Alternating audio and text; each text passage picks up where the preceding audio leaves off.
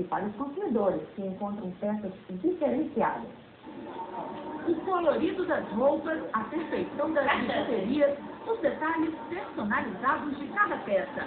São pistas de que por aqui, moda tem tudo a ver com arte e cultura. Um espaço alternativo para quem procura produtos diferenciados. A gente vê que o artesanato está cada dia melhor, muito antenado com o que está acontecendo. Aqui que a Sandra bota o dinheiro inteiro. Essa parte de artesanato, bijuterias, são muito boas. Eu fiquei encantada com a banquinha lá de chita, peças belíssimas cobertas com chita. Muita gente preocupada com o meio ambiente, produzindo materiais ecologicamente corretos, como essas banners de locadoras. Gente preocupada com o social, como nesse tanto que vende caixinhas produzidas pelos destinos de presídio de segurança máxima de Viana.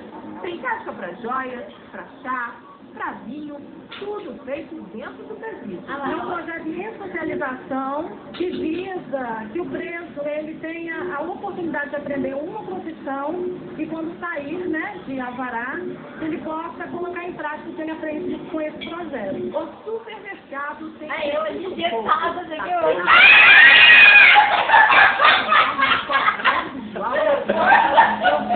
Tudo feito A Sandra vai morrer de raiva. para divulgar. Alguém vai falar. Ficava ilhado. Essa mulher tem espaço que todo mundo pudesse mostrar o coletivo. Parece mesmo que o objetivo do evento já foi alcançado. Esse evento, para mim, é mais para mostrar a minha cara, para ter um contato direto com o meu cliente, com o meu público, né? Eu quero chegar na peça. E é legal para poder mostrar realmente nosso trabalho. É aqui que vocês têm a oportunidade mesmo de fazer contato? Cliente, e mostrar mais.